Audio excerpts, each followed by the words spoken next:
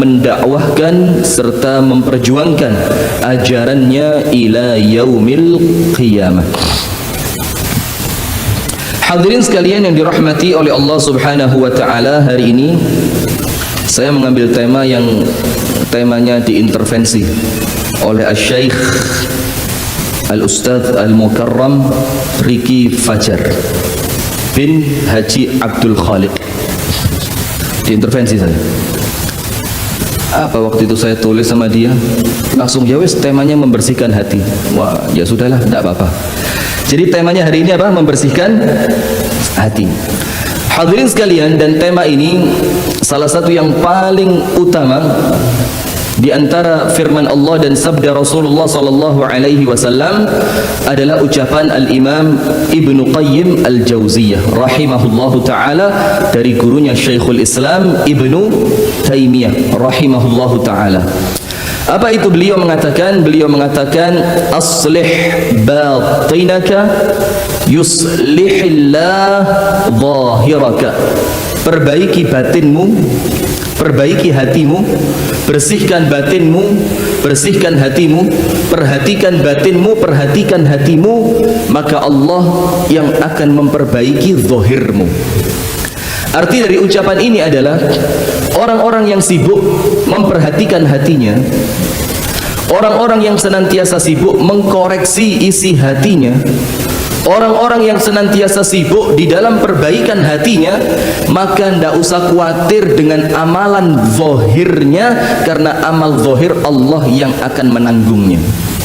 Artinya kemudian yang paling gampang begini.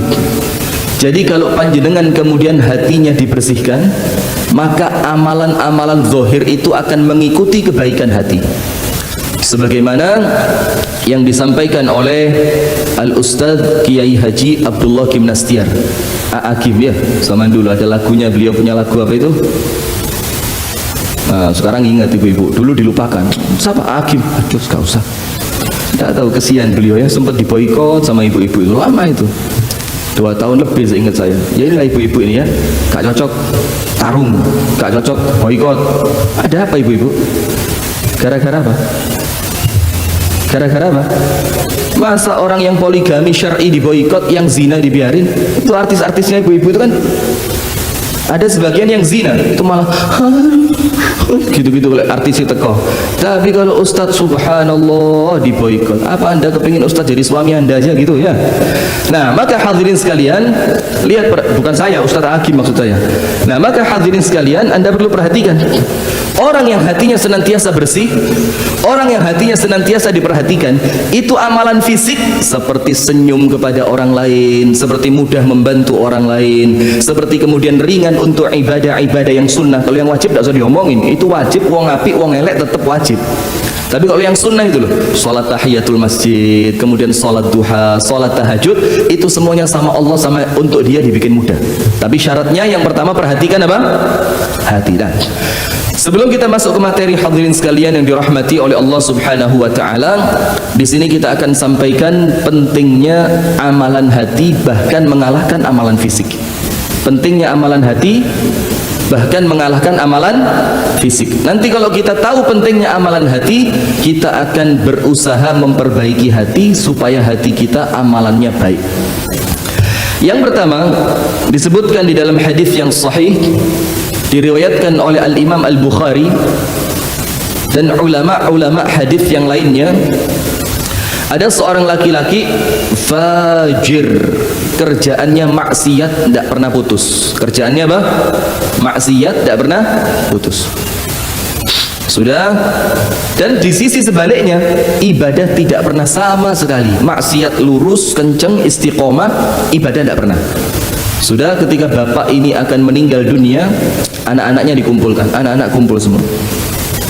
Setelah mereka kumpul semua, lalu kemudian bapaknya berwasiat, nak, nanti kalau bapakmu ini meninggal dunia, jangan dikubur tapi bakar.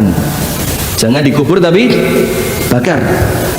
Lalu anak-anaknya tidak panjang tanya, ya sudahlah. Sebelum itu bapaknya tanya, kaifa ana aban lakum, saya ini untuk kalian bapak yang seperti apa? Anak-anaknya bilang, khaira ab, engkau itu adalah bapak yang terbaik. Oh ya sudah, kalau kamu anggap saya ini bapak yang baik, maka tunaikan wasiat saya. Kalau saya mati, jangan dikubur tapi bakar. Anda silakan cek nanti hadisnya di riwayat Al-Imam Al-Bukhari. Sudah begitu, bapaknya meninggal. Betul, sama anaknya, jasadnya dibakar. Lalu abu dari pembakaran bapaknya dikumpulkan di toples dan dibuang di pinggir laut. Dan buangnya tidak sembarang hari. Membuangnya itu dipilih hari yang anginnya paling besar, dengan harapan Allah tidak akan mampu membangkitkan bapaknya dan bapaknya selamat dari maksiatnya. Sudah kan? Selesai. Loh, yang namanya Allah Subhanahu wa ta'ala Qadir, Allah yang maha kuasa. Sama Allah dibangkitkan lagi. Lihat pertanyaan pertama kali Allah kepada orang ini. Lihat pertanyaannya. Pertama kali ketika Allah menyambut pendosa ini, tidak pernah ibadah, maksiat jalan terus. Allah tanya apa? Ya abdi, ma hamalaka ala fi'lik. Wahai hambaku, apa yang menjadikan kamu minta dibakar, tidak mau dikubur? Jawabannya cuma satu, dan dengan jawaban itu Allah ampuni semua dosanya dia dan Allah masukkan dia ke dalam surga. Lihat ini, tidak pernah ibadah, maksiat tidak pernah putus. Tapi jangan ditiru, ini yang jangan ditiru. Yang saya mau maksudkan itu bagaimana ternyata kebaikannya orang ini yang menjadikan dia oleh Allah diampuni. Apa jawabannya dia? Cuma satu. Apa itu? Min khasyatika ya Rabb, karena aku takut kepadamu ya Allah. Jawaban ini, karena aku takut kepadamu ya Allah, yang kemudian menjadikan Allah mengampuni semua dosanya. Bahkan ditunjukkan di hadapan semua malaikat. Allah panggil, malaikat-malaikat kumpul semua, saksikanlah bahwasannya hari ini aku ampuni semua dosanya dia dikarenakan rasa takutnya dia kepada saya. Lihat ini hadis menunjukkan terkadang ada orang yang amalan fisiknya itu mungkin sama ibu-ibu diremehkan. Apa mek ngono tok. Gak tahu ketok di masjid. Lek pengajian ora tahu muncul. Kemudian lek arisan paling ruwet. Lek ngopi kok ngakali ndek jentike nyimpen ngene iki. Aduh, ngono bendino gitu. Tapi ternyata apa? Ternyata Anda tidak tahu, boleh jadi karena baiknya hatinya dia di mata Allah, kelak di hari kiamat oleh Allah dosanya dia diapain? Diampuni. Nah, ini selamatnya, Bang. Yang nerima hadis ini para sahabat langsung dari siapa? Rasulullah. Coba saya ceritakan di Pari gitu, jamaah saya mesti protes. Tidak masuk akal, Ustaz. Itu hadis tidak bisa diterima itu. Kenapa? Kalau orang itu hatinya takut kepada Allah, tidak mungkin maksiat. Mana mungkin ini ahli maksiat lah kok takut kepada Allah, kok selamat sih ngomong Kanjeng Nabi gitu ya. Jadi panjenengan tidak berani protes. Coba teman-teman ngaji sekarang yang diomongi begitu. Orang kalau takut kepada Allah tidak akan tergerak hatinya untuk maksiat. Kaboten. Wis salah kaboten. Ceramah itu lihat audiensnya masing-masing. Nah, maka ini yang pertama menunjukkan kepada kita bagaimana ternyata ada orang yang amalan fisiknya bukan biasa-biasa, amalan fisiknya remak sudah, hancur, tidak pernah ibadah, maksiat tidak pernah putus, tapi karena pengakuan dia bahwa dia takut kepada Allah, khasyah, itu yang kemudian menjadikan dia oleh Allah diampuni. Sekarang ayat Al-Quran, Anda silakan lihat di dalam surah Asy-Syu'ara ayat 87. Allah Subhanahu wa ta'ala menjelaskan kepada kita kelak di hari kiamat itu orang-orang yang bakal selamat, orang-orang yang bakal bahagia, orang-orang yang bakal mendapatkan pertolongan dari Allah, itu ternyata bukan orang yang senantiasa amal-amalnya besar, amal-amalnya berat, tidak. Tapi ternyata apa?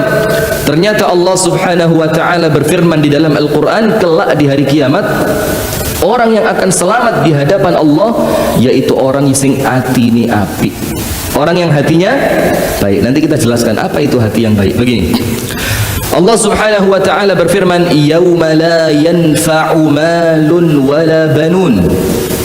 Nanti akan datang kepada kalian, kata Allah, suatu hari yang pada hari itu la yanfa'u, tidak akan memberikan manfaat kepada kalian. Apa itu? Mal, harta, uang, rumah, simpanan, kendaraan, apalagi investasi tanah, itu semuanya tidak akan bawa manfaat. Kalau di dunia manfaat, dan kita jujur saja ya, orang kalau punya duit urusannya mesti gampang. Gak usah ruwet-ruwet wis. Kok tak kayak sakmene urusan wis aku beres. Iya apa ndak? Nah, ngono iku oleh apa ora? Sudah jujur saja, artinya apa? Wis lah kita hidup di dunia ini yang normal-normal saja lah. Ndak usah kemudian sok mopo ngono iku neraka iku gak oleh ngono-ngono iku sudah, ndak usah nemen-nemen. Kita ini urusi diri kita masing-masing supaya nanti di hari kiamat kita podo-podo selamat gitu loh ya. Maka ndak usah apa polisi alas polisi pengen rembang duit tok iku. Apalagi RT adus RT kita tanda tangan paling gak 20.000 30.000 sudah, tidak usah mikir ngono-ngono iku. Anda pikir diri kita masing-masing sudah. Maka Allah katakan yauma la yanfa'u mal, akan datang nanti supaya semuanya adil katanya Allah. Karena kalau di dunia seakan sing melarat-melarat ya ngurus antri, kadang-kadang wis antri sampai depan loket, maaf loket istirahat siang lu wis antri mulai subuh sampai loket wayahe ya sudah. Maka nanti di hari kiamat sama Allah dikasih adil semua, wis melarat sugih padha kabeh. Kenapa begitu? Yauma la yanfa'u mal, pada hari itu uang kalian tidak bawa manfaat. Dan bukan cuma uang, Allah tambah lagi yauma la yanfa'u malun wala banun, termasuk anak kalian. Yang sekarang ini kemudian dibanggakan, anakku lu iki, anakku lu dadi iki. Oh, diurusno anakku gampang. Oh, aku lek nang ndi mbek anakku iki masyaallah lancar kabeh. Yo gak ero lek anaknya kelamplop sakake-akeh. Iya. Ibuke gak ketok, bapake gak ketok, anak ingin nang ini terus. Tapi kemudian apa? Anak itu salah satu yang membanggakan. Sampai Rasulullah katakan dalam hadis yang sahih, anak-anak kalian itu mabkhalatun majbanatun majhalatun. Anak kalian itu bisa menjadikan orang tuanya bakhil, medit, pahit, cetil. Karena apa? Mikir, lek tak entekno saiki, engko lek anakku sekolah bayari opo? Lho lek anakku kok loro ya opo? Jadi akhirnya karena pikiran tentang anak menjadikan orang tuanya bakhil. Biyen sak durungin duwe anak, masya Allah, sedekah, wakaf, ngasih hadiah, bantu fakir miskin. Setelah punya anak mulai bakhil. Yang kedua, majbanatun, bikin orang tuanya itu jaban itu pengecut. Biyen sak durungin duwe anak lek nyetir mobil 120 km per jam. Bus. Gak mikir lagi kecelakaan dipikiri anak gak. Setelah punya anak, punya istri, wah tuh aku mati apa anakku. Jadi pengecut, maka janganlah pengecut Anda nyetir yang bawaan gitu ya. Gak usah khawatir, bismillah wis. Nanti ada apa-apa urusan buri ya. Enggak, maksudnya apa? Ketika orang berangkat perang itu loh. Di zaman Rasulullah kalau dia tidak punya anak, diajak perang enteng. Ayo berangkat jihad. Sip, berangkat. Tidak kabotan izin, tidak kabotan pikiran anak. Tapi setelah punya anak mulai mikir, lu ya Rasul anak saya banyak, lu ya Rasul saya perlu membiayai anak-anak saya, ya Rasul saya perlu menjaga mereka. Akhirnya pengecut. Yang ketiga, majhalatun, bikin orang tuanya bodoh. Maka antum lihat ceramahnya Ustadz Omar Mita ya, yang ketika seorang anak itu sudah mengenal Islam yang benar, lalu kemudian anaknya itu ngenyek bapake, ngenyek ibuke, dibilang apa? Bapak ini goblok gak ngerti. Langsung apa? Loh, jangan macam-macam, bapakmu ini goblok gara-gara kamu. Coba kamu tidak keburu lahir, bapakmu ya belajar. Gara-gara kamu keburu lahir, bapakmu kerja buat beli pampers, buat beli susu, buat biayai ibumu. Akhirnya bapaknya tidak sempat belajar. Nah, maka Rasul katakan anak itu majhalatun, bikin orang tuanya kadang-kadang jadi bodoh. Karena sebelum punya anak waktunya panjang untuk apa? Belajar, majelis taklim Ahad pagi. Setelah punya anak, kok tidak kelihatan Ahad pagi? Iya Ustaz, anak saya ngajak ke Car Free Day. Loh bisa. Loh kok tidak kelihatan Ahad pagi? Iya Ustaz, anak saya minta antar renang. Loh iya apa enggak? Dan banyak ini, saya tahu muka-mukanya ini, mana yang hari ini renang, mana yang hari ini sepeda goes, saya tahu semua ini. Saya tahu 10 nama masuk sudah ini. Ibu-ibu mohon maaf ya, tidak saya perhatikan Anda, gak masuk belas. Sudah. Maka apa Allah katakan? Bukan cuma harta yang tidak manfaat, wala banun, anak kalian pun tidak akan bawa manfaat. Yang dulunya di dunia bermanfaat sekarang ada manfaatnya. Lalu Allah katakan, nah ini materi kita. Lah terus yang manfaat apa?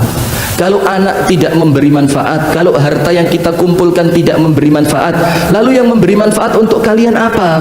Subhanallah, Allah katakan apa? Semuanya punya. Mau orang miskin, mau orang kaya, mau orang pinter, mau orang bodoh, mau orang sakit, mau orang sehat, mau orang yang badannya gede besar, mau orang yang badannya kecil kerdil, semuanya punya. Karena Allah Maha Adil, justru karena Allah Maha Adil, sumber keselamatan Allah berikan kepada semuanya, baik orang kaya maupun orang Miskin. Apa itu? Allah katakan illa man atallaha biqalbin salim, kecuali yang bakal selamat nanti di hari kiamat, yaitu orang yang menghadap kepada Allah hatinya bersih. Nah, sekarang kita jelaskan apa itu hati yang bersih. Disebutkan oleh para ulama, hati yang bersih itu adalah hati yang kemudian disebutkan oleh Al-Imam Ibnul Qayyim Al-Jauziyah di dalam kitabnya Ad-Da' wa Dawa, Al-Qalbul Salim. Tulis ini, hati yang bersih itu apa? Nanti dikoreksi hatinya masing-masing. Nomor 1, Al-Imam Ibnu Qayyim rahimahullahu ta'ala katakan, Al-Qalbus Salim, hati yang bersih, huwa alladhi salima minasyirk. Nomor 1, harus bersih dari syirik. Harus bersih dari apa? Syirik. Karena tidak mungkin hati ni api, mbek tonggo ni api, murah senyum, sering bantu orang, tidak pernah ganggu orang lain, tapi kemudian kepingin selamat padahal masih melakukan perbuatan syirik. Tidak bisa. Maka sudahlah ibu-ibu, syirik-syirik ini kita ini kadang-kadang sampai tidak enak hati ngomong sama jamaah syirik itu tidak enak hati. Karena apa? Sakjane gak enak dirungokno, didengarkan itu tidak enak. Dan Anda silakan lihat nanti kitabnya Syekh Utsaimin yang saya bahas di kampung Inggris, tapi wis lewat, itu pembahasan pertama, bab halaman-halaman yang pertama. Apa Syekh Utsaimin katakan? Ketika menghadapi perbedaan pendapat masalah tangan ketika bangkit dari rukuk, yang satu kembali qabd, yang satu irsal, dilepas tangannya kalau bangkit dari rukuk. Syekh Utsaimin bilang apa? Jangan gara-gara masalah ini antum arahkan kalimat bid'ah kepada orang lain. Dan ucapannya Syekh Utsaimin, bukan ucapan saya. Karena kalimat bid'ah itu kalau didengarkan orang lain itu kalimat yang tidak enak. Loh, rungokno ini. Syekh Utsaimin saja ngomong, kalimat bid'ah itu lek dirungokno wong gak enak. Terus Syekh Utsaimin menjelaskan kenapa kok kalimat bid'ah itu kalau didengarkan gak enak. Li'annana bashar, karena kita ini manusia biasa. Kalau manusia biasa, mesti ketika mendengarkan kalimat yang tidak baik terarahkan kepadanya, itu hati ini gak terima. Akhirnya apa? Muncul adawah wal baghdha, muncul permusuhan dan kebencian. Loh, kok sekarang kalimat-kalimat begini kok lagi ngetren sekali. Loh, bener, kita tidak memungkiri adanya bid'ah. Bid'ah itu akeh. Tapi kemudian setiap Anda ceramah bid'ah terus, wong sing ngrungokno yo kupinge panas. Bukan kemudian membahas bid'ah itu tidak penting-penting, bahkan sangat penting. Tapi kemudian antum lihat audiensnya, ganti dengan kalimat yang lebih sopan, ganti dengan kalimat yang ramah di telinga, kan begitu. Nah, sekarang kita kembali ke ucapannya Syekh Utsaimin. Kenapa kalimat bid'ah itu tidak enak ketika didengarkan? Karena kita ini manusia. Yang kalau kita ini manusia, kita tidak suka ada kalimat keras yang mengarah pada diri kita. Akhirnya apa? Muncul al-adawah wal baghdha, permusuhan dan kebencian. Nah, maka yang pertama hadirin, bersihkan dari syirik. Maka sudahlah, syirik-syirik ini butuh zaman nih sudah. Anda kemudian pasang jimat di rumah, aduh, masya Allah, mau sore zaman Prabowo presiden sih zaman Jokowi presiden kok Anda masih apa? Kok masih jimat-jimatan? Ini sudah zaman biyen ini gitu loh ya. Maaf loh, salah ngomong tadi. Astagfirullah. Kalau tidak sengaja kan tidak kena hukuman, ya mau seorang dihukum gara-gara tidak sengaja. Nah, maka sudahlah, ini sudah bukan zamannya. Kemudian Anda datang ke dukun, Mbah dukun, barang saya hilang, tolong digolekno. Ayo, pernah apa enggak? Kehilangan cincin, kehilangan gelang, kehilangan kalung, ayo ngaku. Mulai loh saya. Nah, artinya apa? Itu sudahlah, tidak usah gitu-gitu. Kemudian belepete dibuat di mburi omah, gara-gara mburi omah ini ada wit gede, dianggap wit angker. Sudah, ini bukan zamannya. Sudah, Anda kemudian pakai kalung, yang kalau pakai kalung itu dianggap anak gak akan sakit. Zaman dulu kita SD ya, kalungnya dibuntel kain, ada isinya apa. Kemudian kalau mau berangkat pakai sabuk haikal, dianggap kalau pakai sabuk ini dia tidak akan celaka. Kalaupun celaka tidak akan sampai parah. Ini sudah bukan zamannya. Sudah, kalau Anda masih melakukan itu, kita omong kosong, ngomong hati yang bersih, omong kosong sudah. Tidak ada manfaatnya ngomong hati yang bersih. Karena apa? Hati Anda masih ada kotoran yang paling kotor, yaitu kotoran apa? Syirik. Maka perintah pertama kita hidup. Loh, mau naik sabotase kan? Baru ngomong Prabowo sekali tok loh ini. Padahal FPI loh jane kan. Ya Allah. Pak Huda, banyak-banyak tobat ya. Dan guyon-guyon Pak Huda, langsung ngomong ali Pak Huda.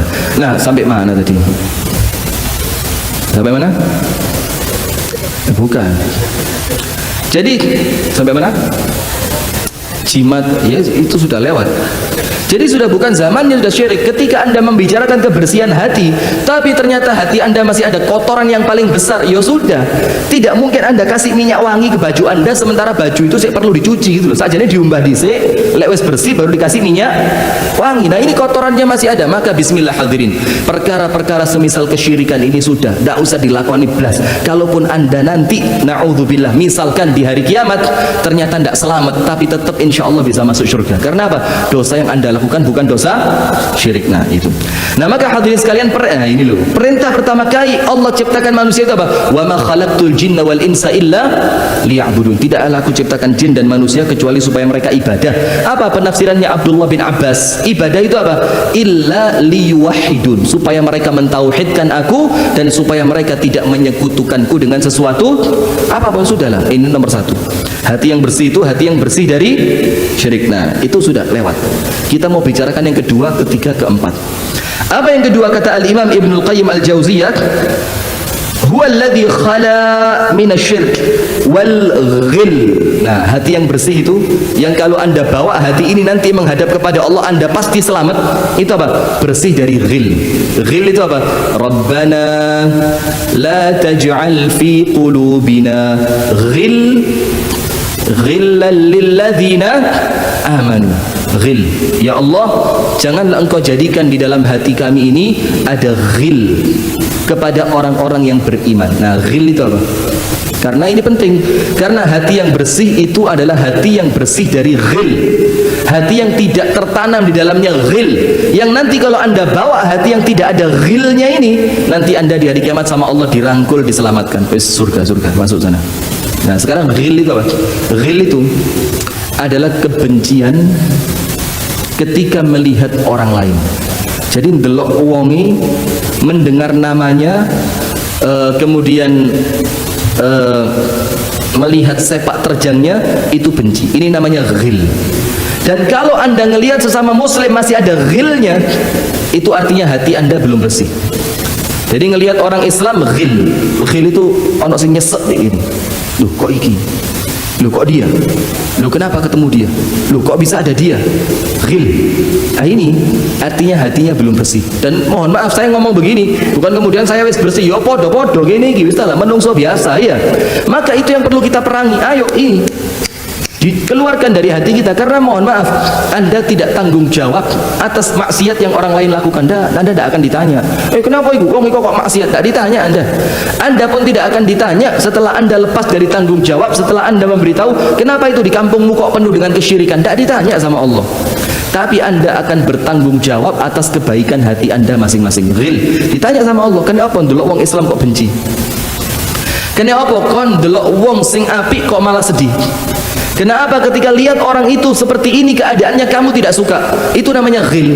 Nah sampai di dalam Al-Quran ini saking pentingnya didoakan. Dan doa ini salah satu doa yang Rasul tidak pernah tinggalkan. Rabbana ighfir lana dhunubana wa li ikhwanina alladhina sabaquna bil iman. Ya Allah, ampuni dosa kami dan dosa orang-orang beriman yang telah mendahului kami. Nah ini obat penyakit ghil. Obat penyakit ghil. Apa obatnya?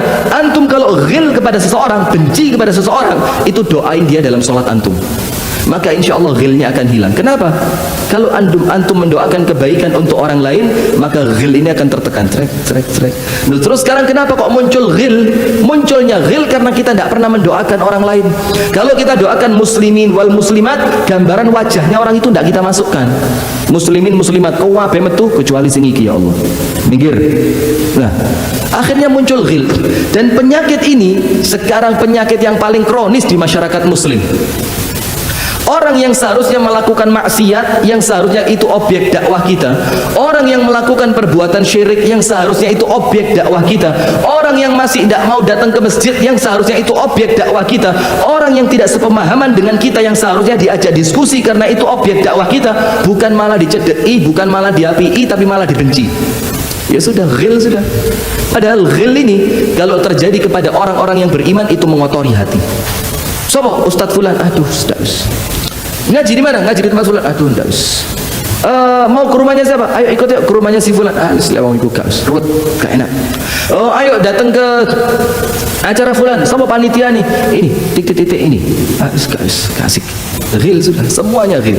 Dan ini kalau di dalam hati masih ada yang semacam ini, belum bersih dari ghil. Artinya Anda belum punya qalbun salim. Itu yang pertama. Yang kedua, wa minasyirk wal ghil wal hiqd. Hiqd itu apa? Hiqd ini serupa dengan hasad. Hiqdun serupa dengan hasadun. Kalau hiqdun itu tanpa sebab, dia tidak suka orang lain dapat kenikmatan. Kalau hasad tanpa dengan sebab. Artinya apa? Kalau hasad sebabnya mungkin saingan. Karena saingan, maka saya tidak suka kamu menyaingi saya, maka saya tidak suka kamu bahagia. Saya tidak suka kamu sukses, saya tidak suka kamu kaya. Itu karena saingan. Tapi kalau hiqd itu tidak ada sebab. Wes siapapun kamu, pokok saya tidak suka kamu kaya, saya tidak suka kamu pinter, saya tidak suka kamu selamat, saya tidak suka kamu bahagia, saya tidak suka. Itu hiqd. Nah, maka ini kalau ada hiqd, hiqdun, ini artinya hati kita belum bersih. Hati kita belum bersih. Nah, sekarang lihat yang pertama, ghil. Ghil ini benci sama orang. Delok uang itu perasaan ini mangkel. Delok uang itu langsung pandangan tidak baik. Ditambahi hiqd. Apa hiqd itu? Hiqd itu kemudian ngelihat orang lain, loh, kok sukses? Loh, kok berkembang? Loh, kok maju? Tidak suka dia. Itu hiqd. Artinya kalau ini ada dalam hati, Anda belum bersih dari hiqd, maka hatinya belum qalbun salim. Yang ketiga, al-hasad. Nah, hasad ini saya ulang lagi penjelasannya Syekh Utsaimin. Syekh Utsaimin bilang apa? Hasad itu bukan engkau menginginkan nikmat yang Allah berikan kepada orang lain dicabut, bukan. Jadi orang lain punya nikmat ya, omahnya api, bisnisnya sukses, rumah tangganya masya Allah bahagia, lalu Anda ngarep-ngarep jero hati, mudah-mudahan omahnya hilang. Ya entah dijabel bang atau kebakaran atau dirampok wong, itu hasad. Itu keinginan seperti itu. Atau kemudian kalau orang lain itu rumah tangganya bahagia, Anda kepingin, mudah-mudahan be Allah dikei masalah. Rumah tangganya cekcok, kalau cekcoknya bertahan lama-lama nanti cerai. Nah, bukan cuma itu hasad. Kalau itu sudah terlalu jahat sudah, kenemenan lah itu. Terus hasad itu apa? Sekedar perasaan tidak suka, tidak senang ketika melihat orang lain diberi nikmat oleh Allah, itu namanya hasad. Jadi apa? Sekedar perasaan tidak suka ketika orang lain dapat nikmat. Lihat ibu-ibu jilbabnya baru, ngono mari eker-ekeran mbek bojone mesti. Jilbab anyar ngono iku lek eker-ekeran mbek bojone 3 dina njaluk duit. Ngono saiki lek ngaji ini masyaallah dipamerno. Padahal niku kok mbek bojone mulai gak omong-omongan. Yus ngono enggak serius niku. Ada yang namanya Sri? Tidak ada ya. Nah, itu hasad sudah. Lihat orang lain kemudian. Ibu-ibu itu kan normal ya. Maka kalau ada ibu-ibu begitu aja dinyek. Biasa. Ibu-ibu itu suka ketika gelangnya dilihat orang lain. Ketika dia punya kalung nanti padahal nggak kepingin wudhu. Moro-moro nang omahe wong, "Saya ana ngen wudhu dak ana." Karep-karepe penting buka jilbab. Lek buka jilbab kalungnya ketok, padahal pura-pura wudhu tok ini. Ya aku teh wudhu, buka jilbab. Nah, itu untuk ibu-ibu normal. Nah, tapi apa ibu-ibu menjadi tidak normal ketika apa? Ketika kemudian perkara semacam itu mendatangkan keburukan untuk Anda karena hasadnya orang lain. Jadi ketika Anda seperti itu, masih sampai situ normal. Sampai kemudian sekedar orang lain kepingin Anda apa? Anda kepingin orang lain tahu kalau Anda punya gelang. Loh, nah terus kalau Anda tidak kepingin orang lain tahu nggak gelang kayak apa? Dia pakai pamer nang awake dhewe. Deloken. Gelangannya ini petang gram setengah ngawur aja. Tapi kudu emas pari, emas elek, emas enom. Iki emas batu iki. 23 karat. Maskulin. Nah, artinya apa? Ini sampai situ tidak masalah. Tapi kalau kemudian memunculkan hasad, atau yang lebih parah kalau Anda yang hasad, ketika Anda lihat orang lain punya gelang baru, lah kok kemudian Anda mikir, mudah-mudahan pas kora-kora rutuh melbugot gak iso dicukup. Atau gini lagi, mudah-mudahan kok pas nang pasar pari dijambret wong tangannya ditugel kayak celurit. Nah ini jahat, ini bukan hasad. Hasad itu bukan itu. Sekedar kalau ada orang pakai gelang Anda tidak seneng, tanpa Anda kepingin gelangnya hilang. Mes-mes tidak seneng tok ndelok wong liyane seneng. Susah melihat orang senang. SMS susah, bukan ya, SMUS susah melihat orang senang. Nah itu sudah hasad. Nah maka kalau ada hasad dalam hati, maka artinya hati kita belum hati yang bersih, belum hati yang bersih. Nah kemudian yang keempat, syuh. Syuh itu medit. Dan lihat, medit itu bukan penyakit fisik, penyakit hati. Loh, sekarang ya Allah, kok bisa medit itu kan orang tidak mau sedekah, tidak mau berbagi kepada orang lain, tidak mau memberi hadiah kepada orang lain. Loh, itu kan fisik, gak ngei. Kenapa kok hati? Iya hati. Anda silakan nanti lihat hadis riwayat Al-Imam At-Tirmidzi dan Al-Imam At-Tabrani dengan sanad yang hasan. Rasulullah katakan, "Thalathun muhlikatun." Ada 3 perkara yang menjadikan manusia itu binasa dan celaka. Nomor 1, hawan muttaba', hawa nafsu yang senantiasa diikuti. Kepingin turu-turu, kepingin mangan-mangan, kepingin turin-turin, kepingin semua, pokok hawa nafsunya itu yang menjadi pikiran utamanya dia. Keinginan dirinya itu yang paling utama, padahal bukan itu. Keinginan utama orang muslim yang benar itu bagaimana membahagiakan Allah dan meraih ridhonya Allah. Jadi bagaimana bikin Allah itu senang. Itu pikiran utama kita. Walaupun terkadang tidak sesuai dengan nafsu kita. Nafsu kita ngajak tidur, tapi kita tahu justru yang disukai oleh Allah saya bangun, maka dia bangun. Nah, ini maka hebat. Maka nomor 1 perkara yang bikin manusia binasa, hawan muttaba', hawa nafsu yang senantiasa diikuti. Nomor 2, syuhun muta', kikir yang ditaati. Artinya apa? Kalau ngomong medit ibu-ibu, tidak usah ngomong pare lah. Dunia, kita ngomong dunia. Semua orang saat dunia itu tabiatnya medit. Semua orang saat dunia tabiatnya apa? Medit. Tapi apa? Medit ini kalau diikuti, dituruti terus, ini bikin Anda celaka. Kenapa bikin Anda celaka? Hidup kita bukan di sini tapi di sana.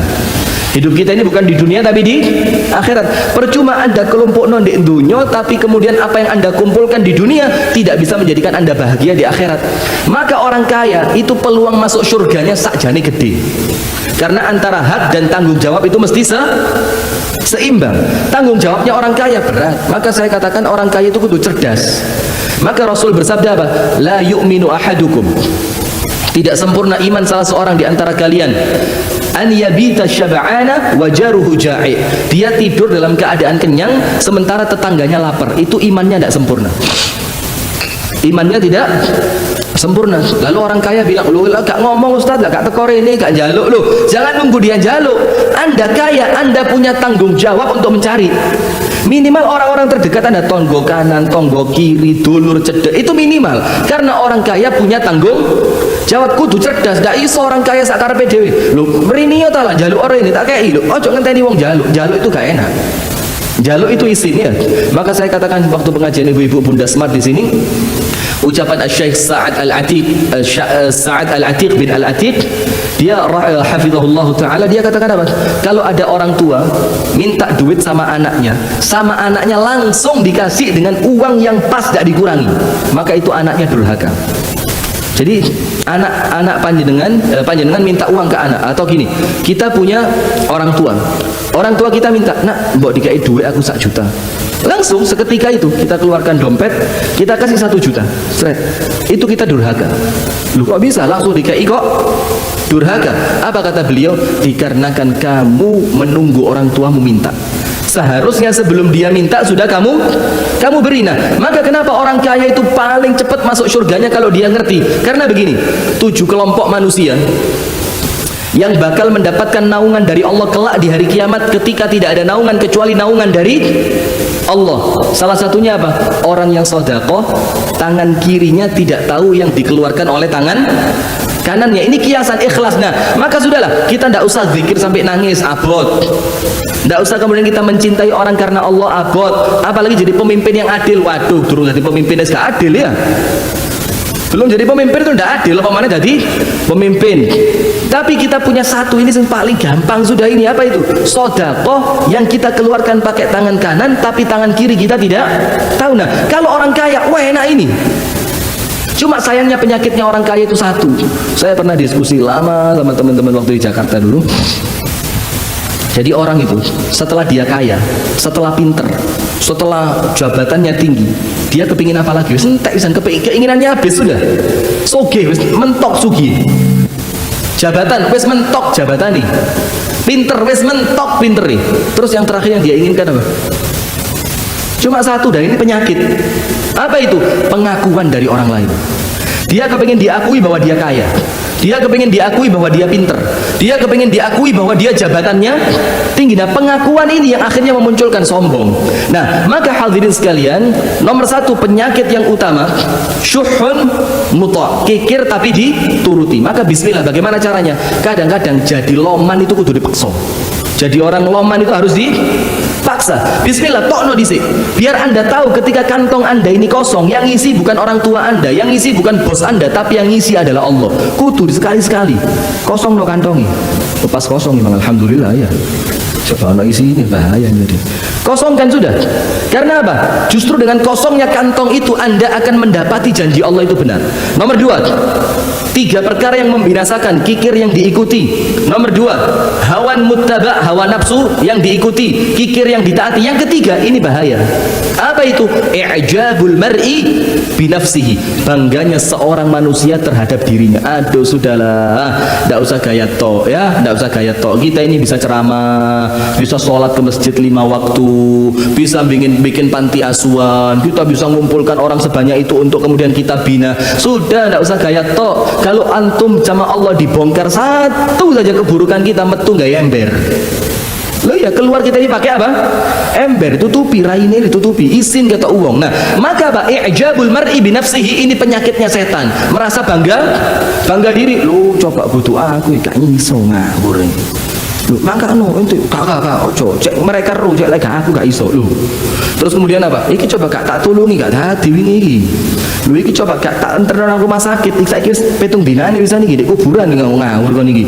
Nah, ini apa? Ini penyakit ini. Padahal ingat, yang menggerakkan antum untuk nolong orang lain, yang menggerakkan antum untuk mobilnya dipakai nganter orang ke rumah sakit, yang menggerakkan antum untuk kemudian Masya Allah mendatangkan manfaat untuk orang lain, itu bukan kita, tapi siapa? Allah. Nah, maka ketika muncul bangga diri, ini penyakit hati. I'jabul mar'i binafsi, bangga coba kudu aku gak iso. Nah, ini penyakitnya apa? Pelit. Nah, sekarang yang berikutnya Imam Ibnu Qayyim mengatakan, nomor satu tadi ghil, benci. Nomor dua hiqd. Hiqd itu siapapun pokok dia bahagia, kita tidak suka. Yang ketiga hasad. Hasad itu apa? Tidak suka orang lain dapat nikmat. Wis cukup itu tok sudah hasad. Wis pokok antum lihat orang lain dapat nikmat, antum tidak suka, hasad. Yang keempat syuh, pelit, kikir, benci, hiqd, hasad, kikir. Kikir ini penyakit hati. Nah, sekarang kita lanjutkan. Kenapa kok kikir itu penyakit hati? Karena kalau orang kikir itu hatinya tidak yakin bahwa Allah itu maha kaya, akhirnya kikir. Tapi coba ketika dia, Pak Huda paling enak mang Pak Huda, ya Allah saya ini batuk loh, saya ini cek balik no kayak tadi, cek gini lu dingin gini. Sudah sip, mantap Pak Huda, jazakallahu khairan. Nah, maka apa? Kenapa kikir ini penyakit hati? Iya, karena orang kikir itu orang yang tidak yakin janjinya Allah. Allah katakan apa? Anfiq ya ibna Adam unfaq alaik. Manusia, sedekah, aku sedekah buat kamu, katanya Allah. Kemudian dikatakan lagi, orang yang sedekah satu sama Allah dikasih ganti 700 kali lipat. Kemudian ada lagi Asmaul Husna, yaitu Allah Al-Ghani, Allah yang maha kaya. Loh, kalau sampai dengan semua ini kita tidak yakin, kemudian akhirnya kita kikir, kita pelit, sudah selesai urusan. Hatinya sakit, hatinya dikuasai setan untuk tamak. Untuk apa? Tamak. Tak cerita nih, baru kejadian kemarin malam. Ini ada 3 atau 4 hari yang lalu. Ada teman saya mau nikahin anaknya, melarat, terus melarati lengkapin, rat. Ngurus surat-surat karena dia sama istrinya cerai.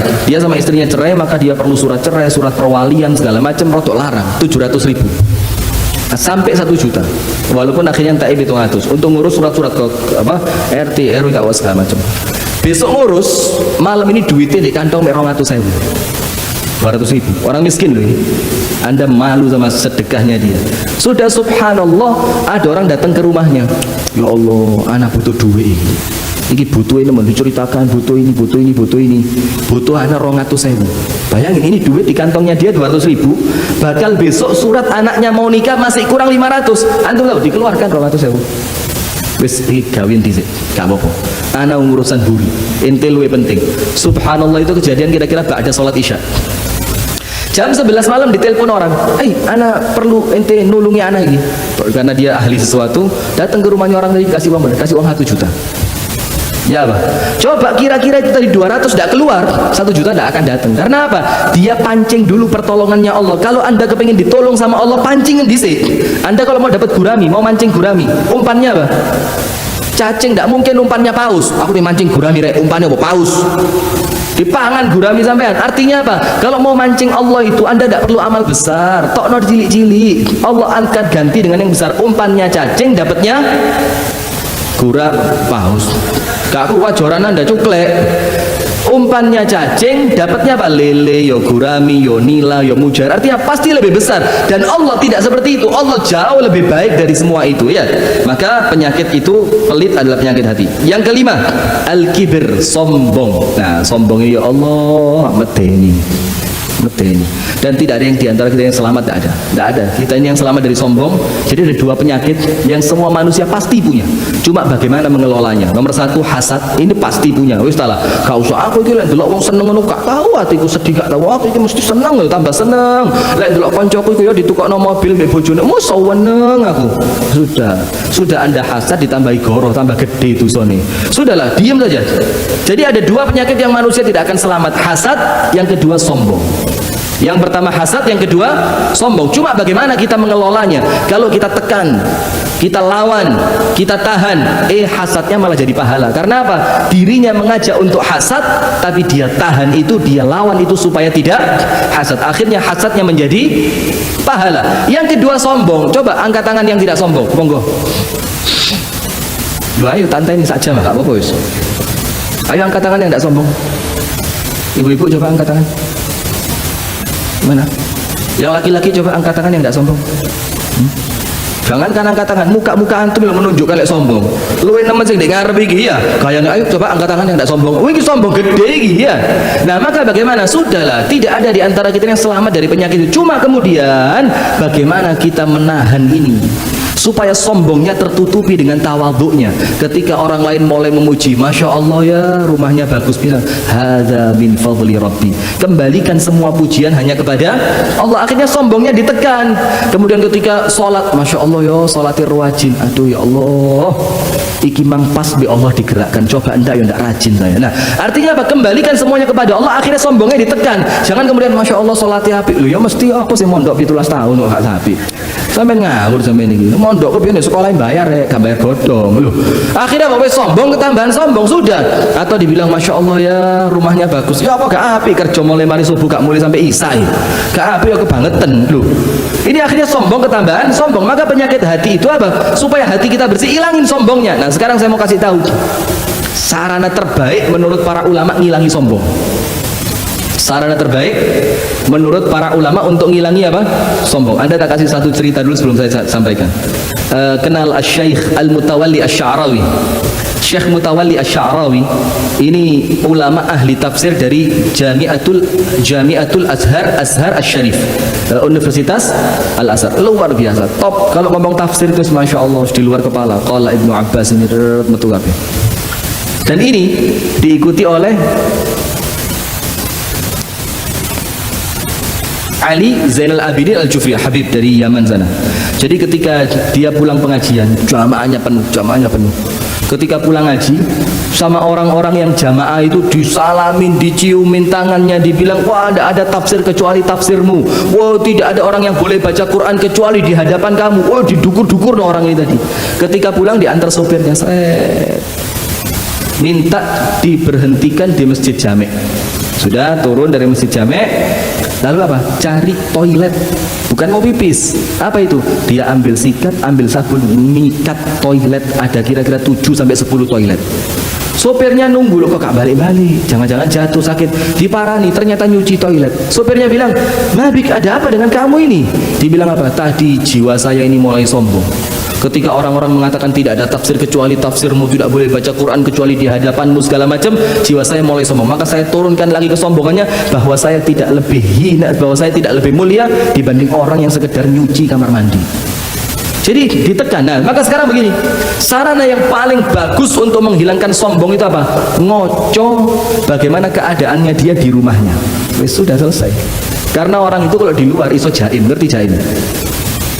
Bukan tukang sate sebelahnya Nurul Huda, bukan. Itu jaun itu. Kenapa kok sate terus jadinya ya? Nah, maka orang itu kalau di luar jaim, ngerti jaim? Jaim itu, oh, masya Allah, kaif halu, khair, masya Allah, mudah-mudahan barokah ya, masya Allah. Jenggot tambah panjang aja itu, masya Allah. Ini bidadari nempel semua di sini. 1, 2, 3. Deket ngarepe wong. Atau kalau ibu-ibu pas pengajian gitu, dingklu terus, kayaknya fikir, gak ruwe keturunan. Pokok kalau di luar begitu, tapi kalau di rumah di hadapan suami, Anda ingat-ingat. Jadi kalau mulai sombong di luar rumah, ingat-ingatan kalau pas Anda di rumah, sholat telat, nyentak mbek wong tua, mbek dulure kasar, apalagi ngantuan, kadang-kadang cengenges, kadang-kadang lali ngaji nih. Jadi apa? Itu sarana terbaik untuk menghindarkan sombong. Bagaimana sikapmu di hadapan istri? Kalau istri bagaimana sikapnya di hadapan? Akhirnya apa? Bangunan yang kita bangun di luar rumah yang menjadikan kita sombong itu hancur seketika. Kenapa? Lek di omah kan apa-apa nih. Terus sudah begitu. Maka ada pengajian dari Kediri sana, ibu-ibu dari Kediri datang ke rumah, 4 atau 5 orang itu. Masya Allah ibu ya, bagaimana Ustadz Rifki kok bisa sampai seperti itu? Dulu ngajinya bagaimana bu? Mondoknya di mana? Ibu saya bilang apa? Sampai ini ngaji apa sama anak saya aja. Waduh, langsung reputasi turun sudah.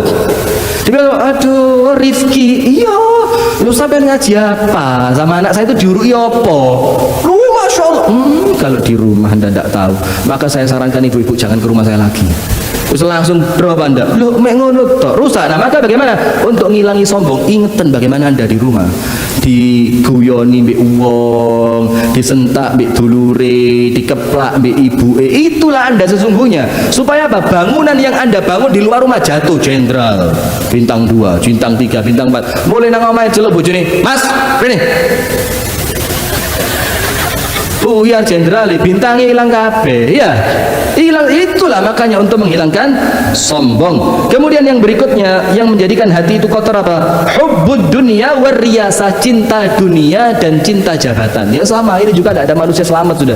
Anda kalau suruh milih mobil, satu Mercy, satu Kijang kotak tahun 90. Mercy-nya ini Mercy 2017. Yang kacanya double 2, yang luar anti peluru. Anda pilih mana? Kijang kotak ya. Pilih mana? Betul milih ya mesti ae gak ono coba ono ya milih sampean. Nah, artinya apa? Artinya hubbud dunia. Tapi kemudian sampai situ tidak jadi masalah. Menjadi masalah ketika apa? Ketika cinta dunia mengalahkan akhirat Anda. Cinta dunia digegem sampai bahasanya orang Jawa itu wong medit itu lek gegem banyu gak netes. Lagi banyu digegem gak netes. Atau istilah yang lain, saking medite sampai apa? Sampai apa? Anduk garing itu diperes sama tuh banyu nih jadi. Anduk garing diperes sama tuh banyu nih. Saking medite artinya apa? Sampai yang kecil-kecil pun diuber. Nah, maka hadirin, hubbud dunia, kalau cuma sekedar Anda suka rumah bagus itu normal, suka mobil bagus itu normal. Tapi ketika semua ini mengalahkan kehidupan akhirat Anda itu baru tidak normal. Duitnya akeh. Pas wayai metu gak ditokno. Seperti siapa? Qarun ya. Ketika mulai kaya diminta zakat, diminta sedekah segala macam sama petugasnya, dibilang apa? Innama utituhu ala ilmin indi. Tidak bisa. Saya dapat semua ini karena ilmu saya, kerja. Begitu loh ya. Nah, maka hati-hati. Hubbud dunya war riyasah. Nah, kemudian Syekh Imam Ibnu Qayyim mengatakan, fasalima min kulli afat tab'uduhu 'anillah wa min kulli syubhatin tu'aridu khabarah. Maka apa? Termasuk hati yang selamat itu adalah hati yang selamat dari segala sesuatu yang melalaikan dia dari Allah. Dan ini mohon maaf kalau bahasa kita main catur sampai 3 jam ini melalaikan. Main kartu sampai tidak tidur semalaman, besok pulang lupa istri, lupa anaknya, kemudian kerja sampai lupa akhirat. Ini semuanya afat, sesuatu yang menjauhkan kita dari Allah Subhanahu wa ta'ala. Dan bersih dari syubhat. Syubhat itu apa? Kerancuan dalam berpikir. Wes jelas haram, dikatakan apa? Ini belum sampai haram, ini baru syubhat saja ini. Nah, maka kalau masalah syubhat ini yang paling aman Rasul kasih pedoman. Pedomannya apa? Famanittaqa syubhat faqad istabra'a li dinihi wa 'irdihi. Barang siapa yang menjauhi perkara yang syubhat, maka dia telah menyelamatkan dirinya dan agamanya.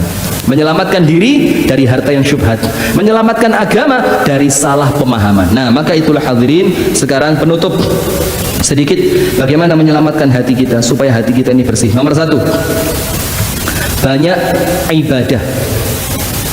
Maka saya katakan teman-teman yang suka ruqyah itu, tidak semua orang kena jin harus diruqyah, enggak. Ini ilmu dasar dalam ruqyah.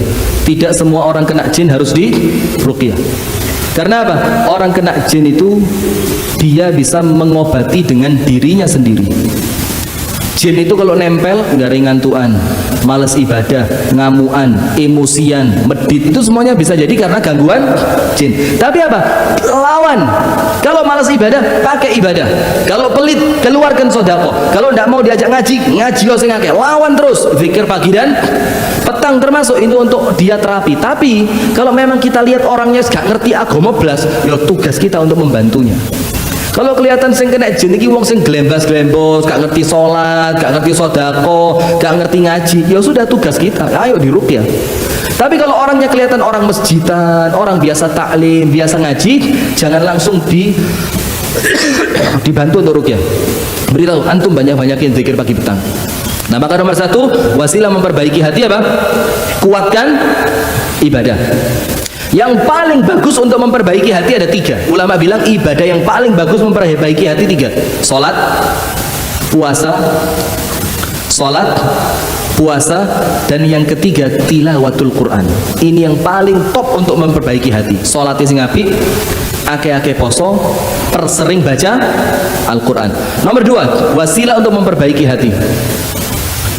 Sering duduk bersama du'afa wal masakin. Sering duduk bersama orang yang lemah dan orang miskin. Maka sampai para ulama bilang apa? Barang siapa makan di meja makannya penguasa, kalla lisanuhu 'anil haq. Lisannya akan tumpul dari kebenaran. Orang yang makan di meja makannya penguasa, lisannya itu tumpul dari kebenaran. Karena apa? Wis biasa mangan di gunung, biasa oleh duit, biasa diajak jalan segala macam, akhirnya tidak berani menyuarakan kebenaran. Nah, maka kalau duduknya sama orang-orang itu, maka ibu-ibu hati-hati, ibu-ibu ini mumpung saya ingat, tidak usahlah kelompok-kelompok sosialita itu ya, arisan bareng sing ayu-ayu tok gitu ya. Kemudian majelis taklim pun bareng, majelis taklim sing bodine seksi-seksi tok, sing lemu gak oleh ini, lemu rono melok senam dhisik kok sayu mlebu rene. Kemudian kalau rekreasi, beberapa mobil milih, aku mobil sing iki rek, lek cerame Anwar Zahid apa? Lek sing sugih-sugih itu mobilnya apa? Avanza, Innova, terus apa? Fortuner, minumannya pun keren. Tapi lek sing melarat-melarat numpaknya apa? Kol pickup jare. Mobil L300, minumnya itu es teh bungkusan plastik mudun iki. Wedake wis meluntur kabeh, kumus-kumus. Emang jangan begitu-begitulah ibu-ibu ya. Karena kalau kumpulan wong-wong sing ngono iku kadang-kadang hati menjadi keras, tidak mau duduk sama orang lain. Nah, maka bagaimana? Duduk bersama fakir, miskin, fuqara, terutama yatama, anak-anak yatim. Antum rasakan kalau duduknya sama orang-orang yang melarat-melarat itu, yang miskin-miskin itu, yang kemudian ngomong itu tidak pernah kedukuran gitu, ngomongnya biasa. Duh apa ya wingi macul lah kok gagangi ucul durung ana duit gawe tuku. Nah, lo ya yang seperti itu akhirnya hati Anda lemes. Kenapa lu? Iki lo tuku gagangi pacul ya abot. Lah kok saya mikir servis mobil sampai 3,5 juta. Nah, akhirnya apa? Melembutkan hati, itu cara kedua. Kumpul bersama siapa? Fuqara, masakin. Nomor 3, jalis fi majalisil ilm. Duduk ngelibet di majelis taklim. Duduk ngelibet di majelis taklim. Nah, ini 3 kata-kata ulama yang paling baik untuk memperbaiki hati. Kuatkan ibadah yang paling sempurna untuk memperbaiki hati, sholat, puasa, dan baca Quran. Nomor 2, sering duduk bersama orang-orang yang lemah karena itu melembutkan hati. Dan yang ketiga, duduk ngelibet yang taat, yang istiqomah di majelis taklim. Kurang lebihnya mohon maaf, semoga ada manfaatnya. Hadanallahu wa iyyakum ajma'in. Subhanakallahumma wa bihamdika asyhadu an la ilaha illa anta astaghfiruka wa atubu ilaik. Assalamu alaikum warahmatullahi wabarakatuh.